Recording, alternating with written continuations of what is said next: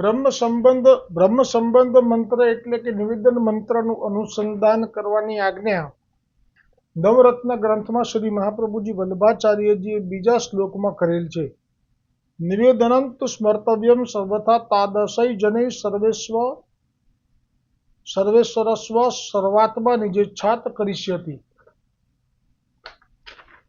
આ બ્રહ્મ સંબંધ મંત્રનો ભાવાર્થ છે, હજારો ભગવાન શ્રી કૃષ્ણથી વિખૂટા પડે હજારો વર્ષોનો સમય વ્યતીત થવાથી ભગવાનની પ્રાપ્તિને માટે હૃદયમાં જે તાપ ક્લેશનો આનંદ થવો જોઈએ તે જેને તિરોધાન થયો છે તેવો હું જીવ.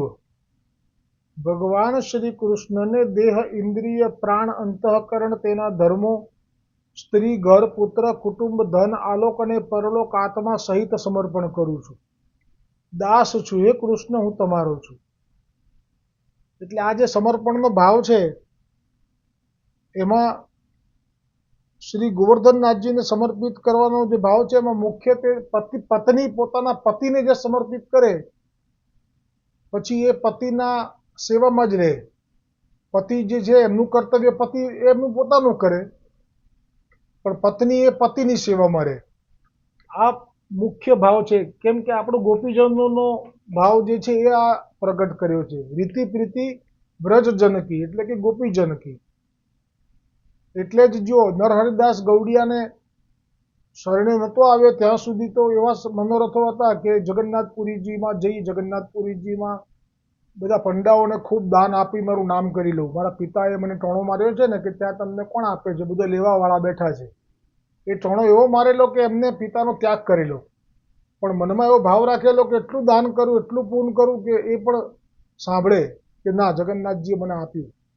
આવો મનોરથ કરીને જગન્નાથજી આવ્યા તો ખરા, પણ રાત્રિ પડી, ભૂખ્યા હતા.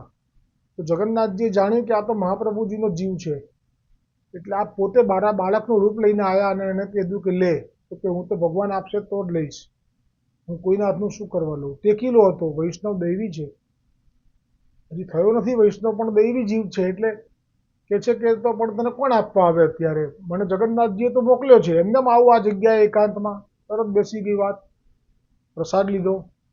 પછી રાત્રે સૂતો એટલે જગન્નાથજીએ સ્વયં દર્શન આપ્યા અને કહ્યું કે જગન્નાથપુરીમાં મહાપ્રભુજી વલ્લભાચાર્યજી પધાર્યા છે, તું એમને અને એમને જુદા ના જાણીશ, તું એમના શરણે જા, તારો ઉદ્ધાર થશે, કેમ કે તું એમનો જીવ છે.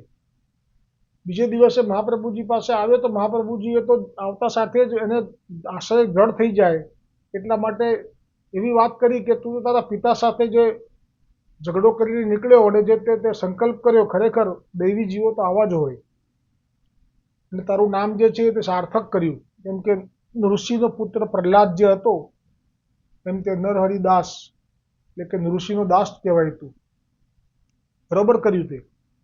એટલે નરહરિદાસ ગૌડિયાએ વિચાર્યું કે આ કેવી રીતે મારી બધી વાત જાણી ગયા, આ ઈશ્વર છે. એટલે જે જગન્નાથજીએ કહ્યું હતું એ સાચું છે. અને પછી એ શરણે આવે છે ત્યારે કહે છે કે હું અત્યારે તમને સેવક નહીં કરું, તમારે અત્યારે લૌકિક મનોરથો બહુ ભર્યા છે મનમાં, એ પહેલાં પૂરા કરી લો. લૌકિક આવેશ પૂરું નહીં થાય તો તમને ફળશે નહીં બ્રહ્મ સંબંધ. એટલે એ પણ જાણી ગયા હતા. એટલે કે જાઓ તમે દરિયા કિનારે, તમને દ્રવ્ય મળશે. એટલું બધું દ્રવ્ય મળ્યું કે ડરી ગયો કે રાજા પકડશે તો શું થશે, તો કે મારું નામ લેજો. એટલું બધું દ્રવ્ય હતું કે એના આભૂષણો સિદ્ધ કરાવીને જગન્નાથજીને ધર્યા, વસ્ત્રો પેલા બજાજને બેસાડી દીધા, કાપડિયા મોટા મોટા કાપડના વેપારીઓને, દરજીને બેસાડી દીધા. અદ્ભુત મનોરથો મનમાં લૌકિક મર્યાદા માર્ગી હતા, બધા પૂરા કરાવડાયા. પંડાઓને દાન તો એટલું આપ્યું કે ખ્યાતિ પહોંચી ગઈ ઘરે સુધી. પિતા આવી ગયા, પિતાને કે તું લેતો જા, તને દાન આપું છું, એમ કરીને એમને આપ્યું. હવે એમને મનમાંથી લૌકિક આવેશ ઉતરી ગયો. હવે કહ્યું કે આ મેં શું કર્યું, ભગવાનનું લઈને ભગવાનને આપ્યું અને શ્રમ આપ્યો ભગવાનને, આપને શ્રમ આપ્યો. હવે સમજ આવી. મહાપ્રભુજી કે કંઈ વાંધો નહીં, હવે તારે શું મનોરથ છે, તો કે આપ સેવા પધરાવો, તો કે ફરી પાછો દરિયા કિનારે જા. અને એ જે યુગલ સ્વરૂપ પ્રગટ થયું અને એ લઈને આવ્યો. અને પછી હવે એને એમ નથી કીધું કે તું આ દ્રવ્ય મૂકી રાખ સાઈડમાં અને થોડું થોડું દાન તું કરતો રહેજે, નથી કીધું. પત્નીની જે ભાવના છે પુષ્ટિ માર્ગમાં સેવાની, પતિની, એ જ ભાવના આપણા પુષ્ટિ માર્ગમાં છે. કેમ કે આપણો પતિ જ દાન કરે છે. આપણો પતિ કેટલો મોટો સમર્થ છે. તો જેમ કે મર્યાદા માર્ગીય જે દ્વારકાધીશજી છે ધારો કે, તો એમનાથી જે સત્કર્મો થયા કરે છે, સવારે ઉઠે તો સીધા બ્રાહ્મણોને દાન આપવાનું ચાલુ કરે, ગાયોની પૂજા કરે, સેવા કરે અને ખૂબ દ્રવ્યોથી યજ્ઞ હવન કરે અને બહુ બધાને લૂંટાવે. એ કાર્ય પતિનું છે. પણ પત્નીનું કાર્ય આ બધું નથી. પત્નીનું કાર્ય છે શ્રી કૃષ્ણ જાય એ પહેલા, એ જાગે એ પહેલા એમના માટે બધી સેવા કરવાની. પછી જ્યારે આપ પધારે એટલે પછી ઘરમાં બાળકોની જો પ્રગટ થયેલા હોય તો બાળકોની સેવા, નહીંતર એમની માટે તાપ કરવાનો ક્યારે આવશે, અને જેવા આવી જાય એટલે વળી પાછી એમની સેવા કરવાની. તો આ વાત થઈ મર્યાદા માર્ગીય ભગવાનની, લક્ષ્મી રૂકમણી વહુજીની. હવે વાત આવે છે પુષ્ટિ માર્ગમાં. તો ગોપીજનોની જે મનથી ભાવથી માનેલા જે પતિ શ્રી કૃષ્ણને, એટલે સવારે ઉઠે એટલે પહેલા તો એમના દર્શન કરે, પછી જલપાન કરે. આમાં ક્યાંય જો દાન પુણ્ય નહીં આવે. કેમ કે દાન પુણ્ય કોણ કરે છે? તો કે એમના પતિ કરે છે. એ કોણ છે? પત્ની છે. પત્નીનું આ કામ નથી. એટલા માટે નર હરિદાસ ગૌડિયાએ કીધું કે હવે મારે કંઈ કરવું નથી, કોઈ દાન પુણ્ય નથી કરવું. તો કે હવે તમે જાઓ, તમને પ્રભુ મળ્યા, પધરાયા. હવે શું કરશો? સેવા ક્યાં કરશો? તો કે અહીંયા નહીં કરી શકું.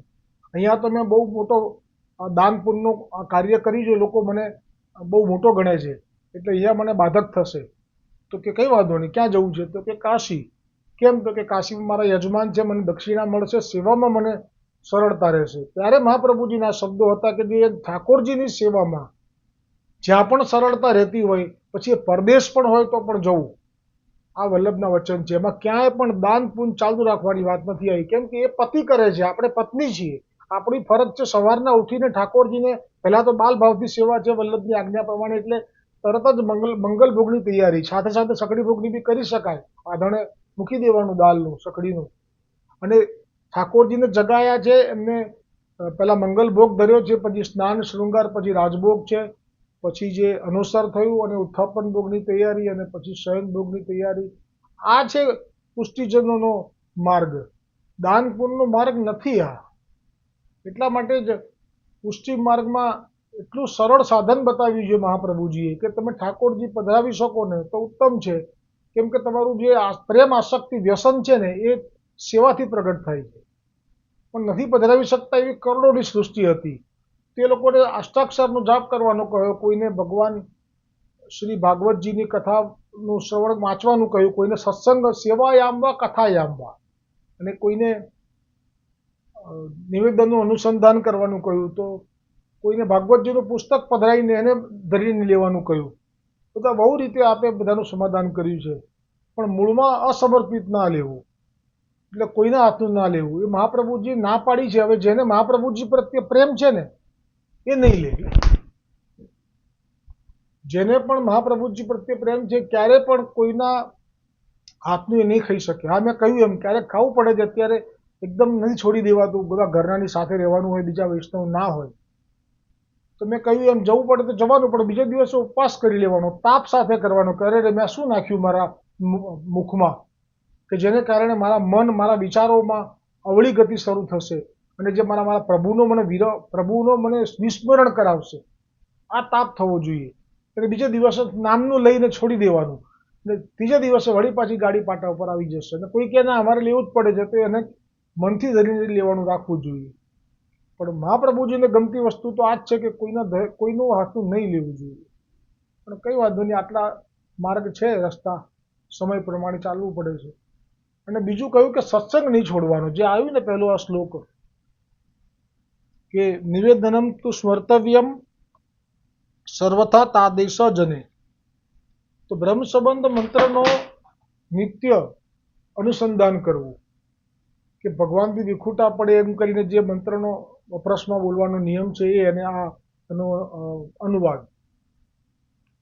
અને તો તે કરવાથી જેમ જેમ આ અનુસંધાન થશે તેમ તેમ દાસ ભાવ એ આપણો જે છે સિદ્ધ થતો જશે. અને દાસ ભાવ સિદ્ધ થશે પછી જ આ બ્રહ્મ સંબંધનો લાભ પૂરો પ્રાપ્ત થશે. કેમ કે દાસ ભાવ થયા વગર પ્રભુ આપણને સ્વીકારતા જ નથી. કેમ? દામોદરદાસ સંભલવાલા આટલા મોટા જેમને દ્વારિકાધીશની પ્રથમ રાજ સેવા શરૂ થઈ વલ્લભની આજ્ઞાથી, તો પણ જે દાસભાવ શરૂઆતમાં જે રાખવાનો મહત્વનો જે પુષ્ટિ માર્ગમાં ન રાખી શક્યા અને એવું કહી બેઠા કે બિલાડી બગાડી ગઈ તો શું તમારાથી ધ્યાન ના રાખાય એટલું, અને ઠાકોરજીએ રાજભોગના થાળને લાત મારી દીધી. નાક ઘસવું પડ્યું દામોદરદાસ સંભલવાલાએ કે મેં આ શું કર્યું. એટલે દાસ ભાવ એ સતત બ્રહ્મ સંબંધ મંત્રના અનુસંધાનથી આવે છે. હવે જે સમર્પણનો એક પદ લઈએ છીએ,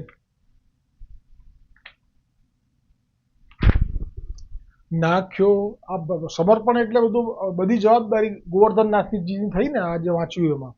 નાખ્યો શ્રીજીને માથે જ્યાં ભાર શાંતિ આવે છે, એક શ્રીજીનો હૈયે આધાર શાંતિ આવે છે.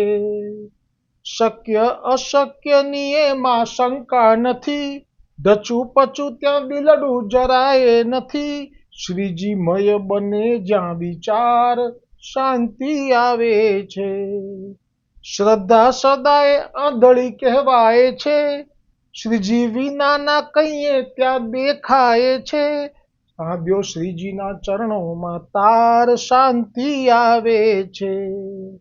વલ્લભ પ્રભુજી જીવનનો સાથી બને, વલ્લભ પ્રભુ એટલે વલ્લભના ગોવર્ધનનાથજી. વલ્લભ પ્રભુજી જીવનનો સાથી બને, કંઈ કહેવું તો એક જ શ્રીજી કને.